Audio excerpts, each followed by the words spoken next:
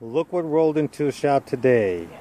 A customer says the Jeep needed a tune-up. It was running kind of rough. So, after inspection, found a valve spring. It broke in half and dropped the valve.